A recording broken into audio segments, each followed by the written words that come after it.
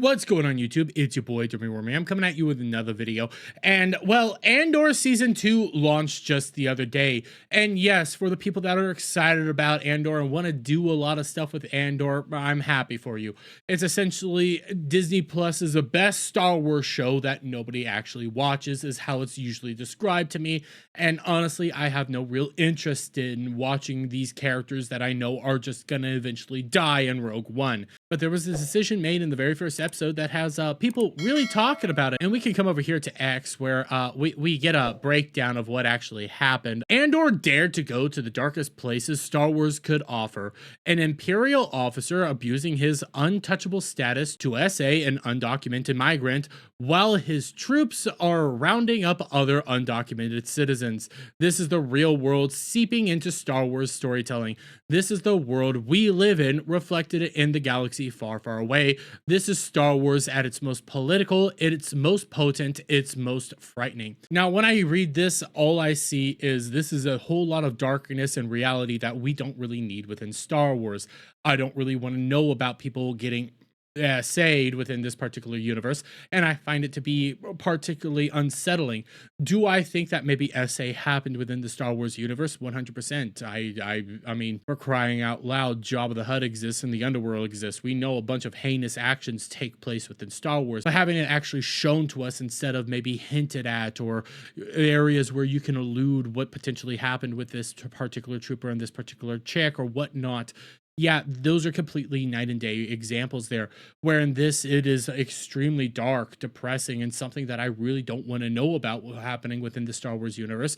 Whereas in the other instance, you basically have to put two and two together, and you could easily miss it if you're not paying that close attention. That's the difference there that's going on here. And this choice to add this within the actual show itself has had some backlash thrown towards Andor. Yes, the Rotten Tomato score might be popping right now, but again, it's the best Disney Plus Star Wars show that nobody watches.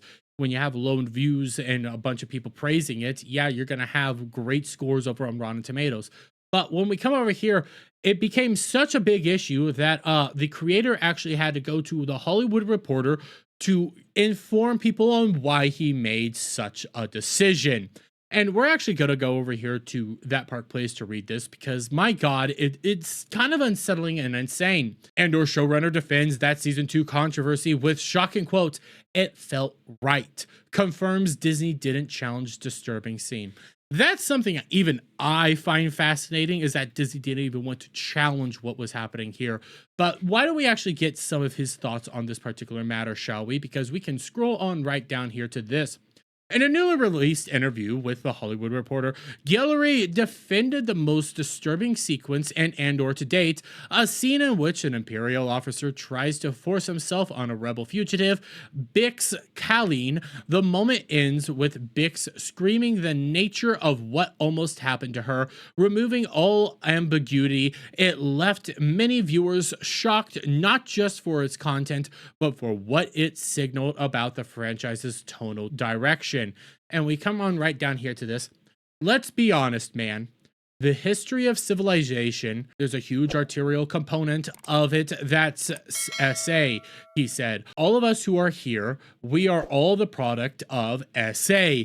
I mean, armies of power throughout history have committed SA. So to not touch on it in some way, it just was organic and it felt right, coming about as a power trip for this guy. And I can say, yes, throughout a lot of time and place, where everybody has seen some sort of SA within history itself. For crying out loud, a lot of people like to say that we're all somehow related to people like Attila the Hun. We know that these things happen in society and within history, and it's a reality of just the world it is itself. But it's super dark. It's super depressing. It is realistic. And I kind of don't want that going on within my space fantasy opera. I kind of want to have hopefulness, joy, the potentiality of brighter things coming. I don't want to see the nasty, sleazy underbellies of all this stuff, because it's not something I want. I'm here to escape reality. I don't want to be reminded of some of the nastiest and most heinous things that go on with reality when I'm going down my escapism path. But he continued because the next part really is disturbing. He went on to say that the story arc was meant to build a path back to clarity for Bix, and that Disney never pushed back on the content. No one ever said anything about it ever, he told The Hollywood Reporter. But we have limits on what we can do. We are very aware of what we can do. But the thing is, you've really pushed those limits there, and you really stretched what it is you can and can't do in any of these situations. Adding this to Star Wars really feels unsettling. Again, I've said it over and over at this point in time. It's a sleazy underbelly of reality that we have to live with, and I don't want it within my fantasy space opera that's supposed to somehow give me hope. But again, this is modern Star Wars. Hope doesn't actually exist in this universe. It's just nihilism and shame the entire time. But you also see Star Wars Theory chiming in here, and I do want to read what he has to say here. SA in Star Wars feels unnecessary. You can portray power dynamics and making the audience hate the Empire in other ways without taking it to such a disgusting place. Vader wouldn't tolerate that SA, nor does the Empire condone it.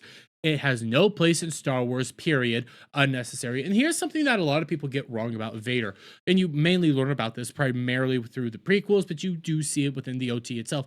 Vader wasn't truly evil. Vader was lost. Vader was hurting. Vader was a man unsure of himself, and he ultimately still rose to the occasion and saved the day in the actual final movie.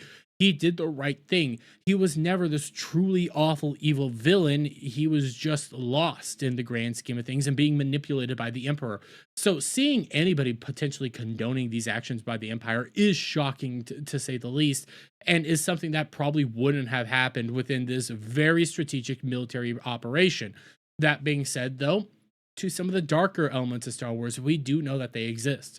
Like I said before, Jabba the Hutt exists. We can probably figure out that SA happens. We know that there's a slave trade. We know that there's sex workers. We know that these things exist. And to give a little bit of credence to the creator and the decision that they went down on this, I'm going to go over here to my buddy Samuel the Infamous, who brings up a scary reality about Ewoks. Please, that ain't the darkest place Star Wars goes by a mile. End of Return of the Jedi, our heroes engage in cannibalism as to not offend their Ewok hosts. Now, I don't really think it's fully shown that they engaged in cannibalism or even hinted at they engaged in cannibalism. But Ewoks ate the stormtroopers. That's a sad reality. A lot of the stormtroopers were terrorized and destroyed and eaten by the Ewoks in Return of the Jedi, and following what happened at the very end there. That is a reality within the EU and a lot of the lore from Star Wars itself. So we know dark, disturbing things actually exist within this universe. We know there's heinous actions that goes on within this universe, but this is one of the first times we're actually seeing it happen in live action on one of the more popular shows, popular with air quotes around that. I do understand why people find it unsettling, unnatural, and something that they don't really want to see within their Star Wars show.